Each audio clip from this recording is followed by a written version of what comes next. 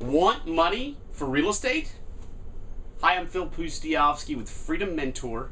I'm a real estate mentor as well as a full-time investor, and I absolutely love real estate investing. I like talking about it, I like teaching it, I like doing deals. And in this video, I want to share with you a very important topic, money, as it relates to getting real estate deals done.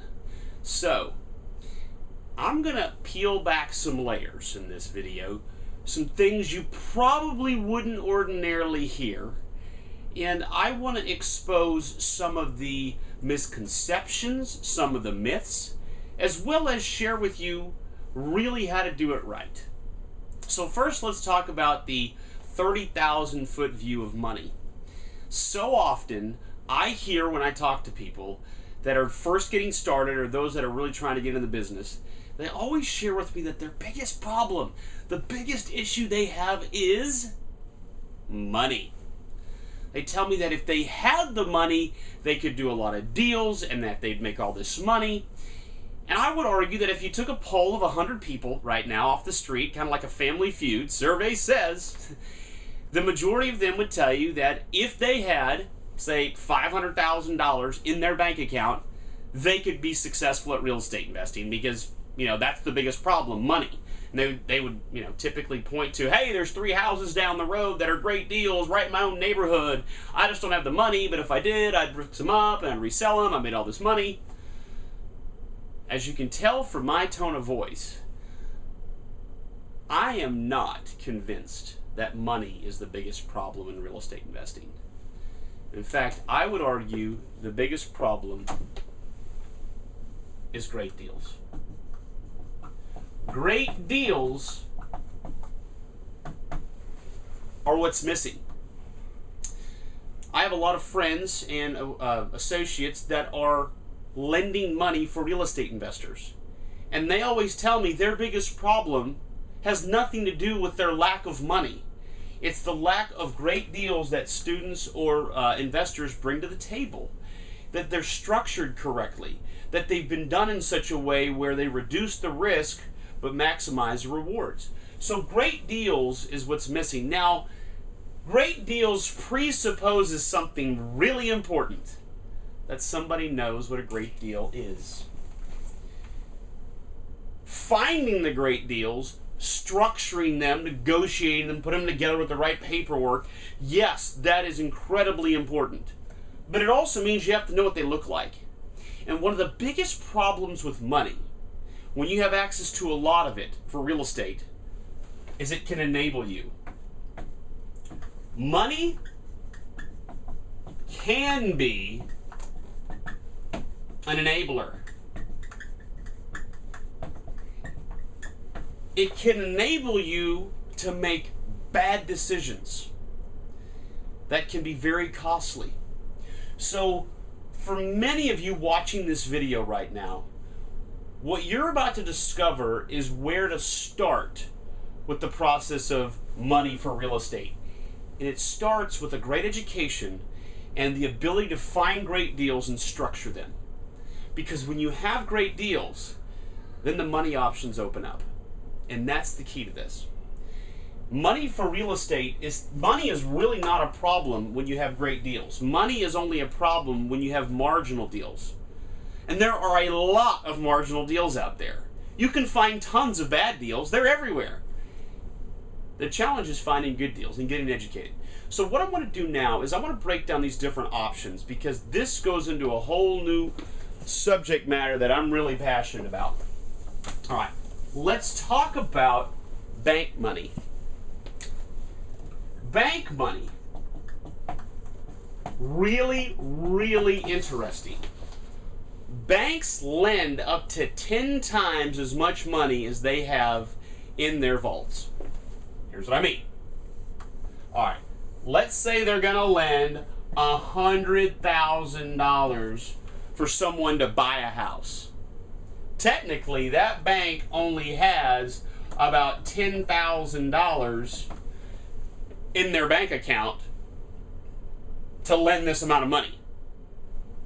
How does that work? Well, welcome to our financial system. Banks lend 10 times as much as they have in deposits. So that would be like you, if you have $10,000 in your bank account right now, lending your neighbor $100,000 and getting interest on $100,000 when all you really have is $10,000. That's our banking system in literally 3 sentences. So here's the beauty of bank money. Watch this. If the deal goes bad and the bank only gets, say, $50,000 after, say, a foreclosure or something, did they lose any money? They lost maybe the interest payments, but did they lose any of their principal? No. In fact, they're still ahead 40. They're okay. They're fine. They give this 40 back to the Federal Reserve. The Federal Reserve is neither federal nor a reserve. Different topic. I have another video on that one. So the beauty of bank money is that if things go wrong, no one's really hurt. Now, yes, your credit may be hurt, but no money is actually lost. And that's one of the great things about bank money. Now, as you probably know, the problems with bank money are pretty simple. Everybody knows those. You have to have credit, you have to have a down payment in most cases, and all sorts of other things. So bank money has its challenges, but what I like about it is that if money is lost, no one's really hurt. Now, why is that so important? Because with real estate investors, there is a propensity to want to go find private money. Private money, what's that? Private money is where you have a friend, family member, you have an acquaintance, somebody is going to take money out of their 401k or just out of their savings, and they're going to lend that money to you. So that's what private money is. My concern and my problem with a lot of people who try to raise private money is I don't believe that they should be doing it because they're not successful enough to be playing with somebody else's money. Because when you raise private money, and if you lose that money, all of it's lost. It's not like a bank where there's leverage there. And this is other people's livelihood. The number of deals that I've seen go south where private money, people have lost money, I mean, it's brutal. I mean, there's a deal today that's going to tax auction here in my area. The person had gotten an $80,000 private money loan from a local guy who owned a plumbing company here, and it's going to tax auction for $6,000. Now, it may end up bidding up to about $10,000. I know those numbers are small, but this house is in the ghetto. But the private money lender is basically going to lose all $80,000. That's brutal.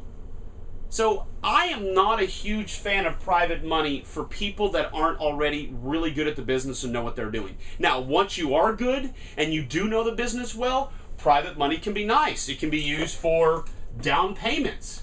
So if you're trying to get a bank loan for the majority of it, maybe you need help with the down payments. Maybe it could help with rehab costs. Maybe the bank will give you the loan, but you need the rehab money. Maybe you can help with the entire balance. I'll put entire balance here. Where it's secured money against that real estate, and that can be good. I mean, private money, if they can earn 6 to 10% on their money, that's a lot better than, say, a lot of other investment options they may have. So it's not that private money can't be a win-win for, say, your uncle's 401k. The difference is you have to be wise about it. And I am really concerned when I see newer investors trying to raise private money because they don't know what's going on yet. And oftentimes it's those deals that go south because, like I said earlier in the video, money can be an enabler and it can help somebody get into a real estate deal that's a lousy deal they should have never gotten into. So that's what I like about bank money is that even if things go wrong, no one's really hurt. Whereas with private money, people are hurt when things go south. But there are other options, by the way. So let's talk about those real quick. Now, if you're just getting started and you can't get a bank loan and you don't want to play with your uncle's 401k and his livelihood for the future, what do? Well, I want to talk about 2 really great options. The first one is hard money. Hard money is a term used. It's kind of like private money, but it's people who lend money to real estate investors. And they've been doing it a long time in many cases. I love these people. These people know as much about real estate investing as anybody you'll ever meet in many cases. Now, they may not want to teach you anything, but they know what's going on. And it's because they've been burned a lot. They've lent money to other investors and they've learned the game. Hard money lenders usually lend somewhere in the range of about 65%, sometimes up to 70, but usually 65% of value. Now right there, that already creates a huge, huge hurdle for many people. Finding the deal at 65 cents on the dollar. That's a good deal, isn't it? What do those numbers look like? Okay, well, for a $200,000 house, that would be, what, 130? If that was a, you know, as you go up, it even gets more and more difficult because now you're starting to really get a steal of a deal. You know, at 100K, that's a little more reasonable to get it at 65, although it's still challenging. So hard money is a great option because they'll lend you based on the deal, and they are real estate investors, so they know what they're getting themselves into. It's not like a private money lender like your cousin who you're using their money and they have no idea. Hard money lenders know what they're doing, and they're also very helpful sometimes as you're going through a deal. They may be able to help you out with the name of a contractor or those sorts of things because they really know the game. In fact, there's a local hard money lender in Orlando that just, he's been in the game forever. He just really knows his stuff. And so I really like this option for new investors because if you can do some of these deals, find good deals that fit for a hard money lender, use their money, do the whole deal, that can be awesome. That gives you a great education, and you probably aren't going to get hurt because the hard money lender would have never probably lent you the money if the deal was a bad deal. So there's already that natural checks and balances. Does that make sense? But you may have seen some of my other videos that I'm not always a fan of buying it with real money, fixing it up and reselling it. So what's another option? Transactional funding. Transactional funding. This is a relatively new one. This has only been around for about 5 years, maybe a little bit less. This is almost brand new kind of stuff. Transactional funding. What's that? These are people that lend money because you already have another buyer lined up to close. Now, you still have to buy it, so maybe you buy it at 100, that's your purchase price, but then you're selling it to the new guy or girl for, say, 120, that's the sale price, and so you may have to own this for like, I don't know, a week, 3 days, sometimes even just an afternoon. You buy it at 100, resell it to them for 120. The transactional funder is protected because they already know this thing is locked and loaded. Typically, you need non-refundable earnest money. All the steps have to be through on their side. Much easier if the new buyer's paying all cash versus a loan. But this is great too, and I really, really like it when new folks are using this technique. They get the deal under contract. Then they go locate a buyer, and then they use transactional funding because this stuff usually costs anywhere from like 2 to 3%. So on this deal, it'd probably be like, you know, $2,000 to $3,000, depending on the area and some other things. So this right here is an awesome option for new folks because it allows you to get into the business without having a ton of risk involved because you've already got the new buyer in place. And you've already learned all the skills about finding the deal and then getting rid of the deal. And guess what? In the real world, this part's huge. If you close on a deal with hard money and you can't find a buyer 6 months down the road, that's a real problem. The nice thing about transactional funding, you've already got the buyer. So these are great options for people that are first getting started. But there's more. There's also this thing called creative finance. Creative financing is what I do a lot. Okay? Creative finance is using the existing stuff on the property to kind of structure the funding. I use this a lot when I'm trying to when I'm taking on deals for like long-term rentals. The first is owner financing, which I just put a deal like this under contract on Thursday. So owner financing is great. You get the owner to be the bank, you know, so you pay them each month, and you know you can give them an interest rate or a low interest rate, high, up to you. That's all structured in the negotiation. But the seller becomes the bank. So in the case of the property I put under contract on Thursday, here's what happened. The person owned the home outright, no loan against the property.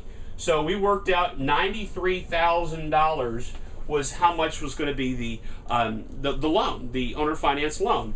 And I did it at 6%, but that's because it'll rent real nice. So the total payment's like $750.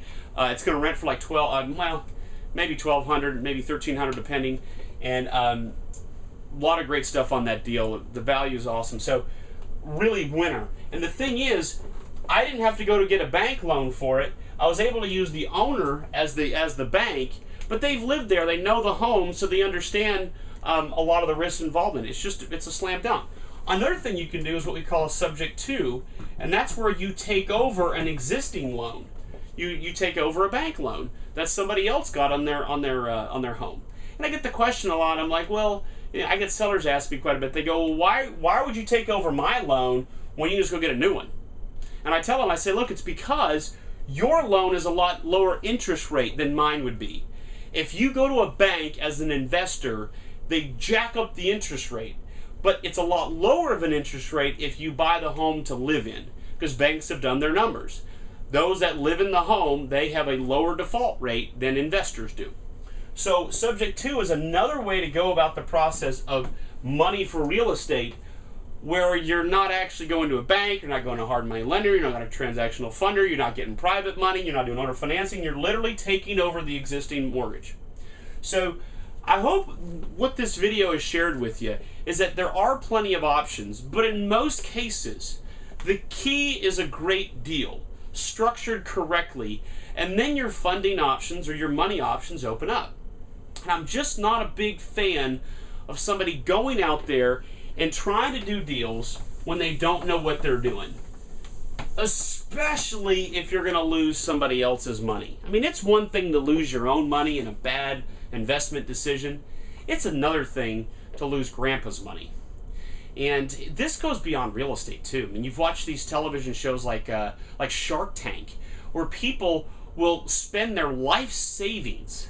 I saw one the other day, spent like $300,000 to start this business. And then when they get in front of this panel of these sharks, they all look at the business and they say, I don't think it's a winner. That's a problem. You see, that goes back to the great deal thing I was just talking in the very beginning. If you have a great deal, then there's a lot of funding that gets thrown at it. And it's so much better to know what a great deal looks like, to know what a great, I mean, in this case I use the example of Shark Tank, know what a great business looks like, that's going to make good money and have good prospects and good potential. Better to know that first before you start dumping your entire life savings into it. That makes sense? Know what you're getting yourself into. Educate yourself. Now, if you have to spend some money for education, I believe that's money well spent, because that money will be a lot less than the expenses you'll learn on a bad deal. One real estate deal can cost you a ton of money. But some education, is it going to cost you some money? Sure.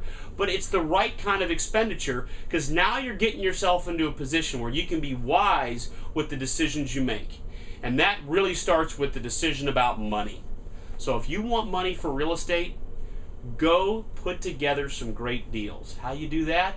Get educated. How to find them, how to structure them, how to get the right paperwork in place. Get that education in you. And you can start off simple. You can start off just putting deals under contract and flipping them and never using any money like this. You don't even have to.